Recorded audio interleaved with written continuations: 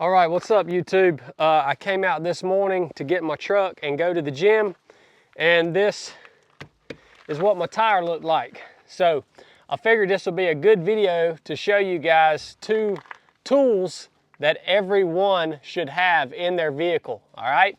Now, obviously we could jack this thing up, pull this tire off, put the spare on, but I'm gonna show you a much easier way to fix this problem. If you're out in the woods, if you're out on the street and you get a flat, then doing the whole spare tire deal, and this will be a pretty permanent fix. But we need two tools to do that, so we'll get into it. You guys can see this now that the goat has moved out of the way. So first thing we had to do is find the culprit for this flat tire, and there it is right there. All right, it's just a little old screw that's in the tire. We got to get that out, but that's what caused the tire to go flat. Easy to find, luckily. Most of your flat tires are going to be because of a puncture like this. Now, we talked about two tools on this video. It's actually going to be three. I'm going to have to use a pair of vice grips to pull that screw out of the tire. So this will be the third one that I didn't mention earlier. So let's try to get this screw out of the tire so that we can begin to repair it.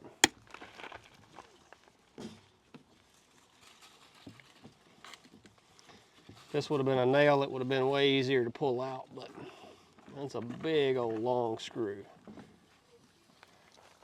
There it is right there. All right, we got that removed.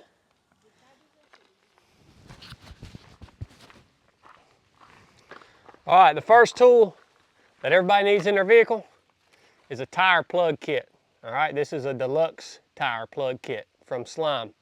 We're gonna plug that hole up real quick, and then I'm gonna show you guys the other thing that we need to get this thing back up and running. All right, first step, we're just gonna ream that hole out to make sure that we can get that plug in there.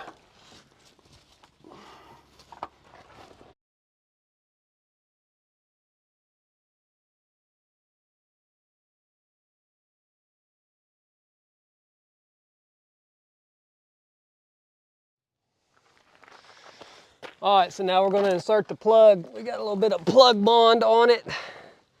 And we're gonna push it in and pull this back out, and that thing should be in place.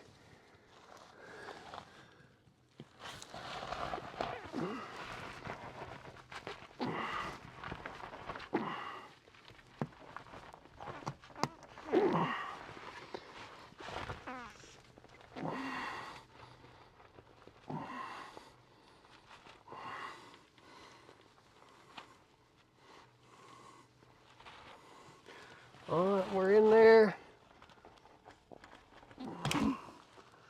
All right, our plug's in.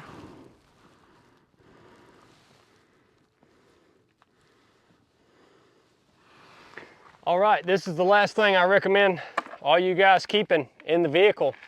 Now, some of you guys have big, nice rigs with air compressors and all kinds of good stuff in the actual vehicle, kind of hardwired into the vehicle. I don't even think that's freaking necessary. This is a DeWalt power station right here. It's got an air compressor, it's a jump box, and it's also a charging station. So this thing right here allows me to charge this thing up, leave it in the vehicle. I get a flat like this as long as I can plug the hole. All I gotta do is hook this thing up, and we're back on the road. And again, that's a pretty permanent fix. Shouldn't be anything else I need to do after this. Simply screw that onto the valve stem. I'm gonna hit air. I'm dialed in 40 PSI.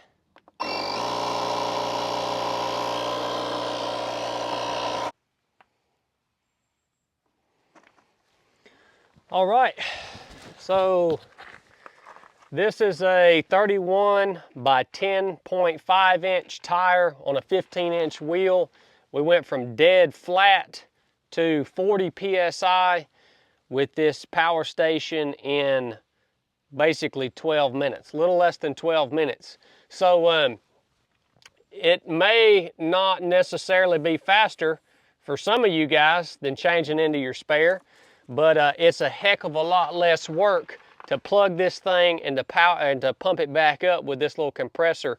And it doesn't, again, off-road, you're not required to jack your truck up and all that. Now, this isn't an excuse to freaking do away with your jack and your tire tool to loosen your lug nuts and actually put your spare on. If you slash the tire and you can't plug it, this isn't gonna work. But let me tell you, this system right here is a heck of a lot less work than actually putting your spare on. Last thing I'm gonna do is just take a knife and trim up the ends on this plug right here.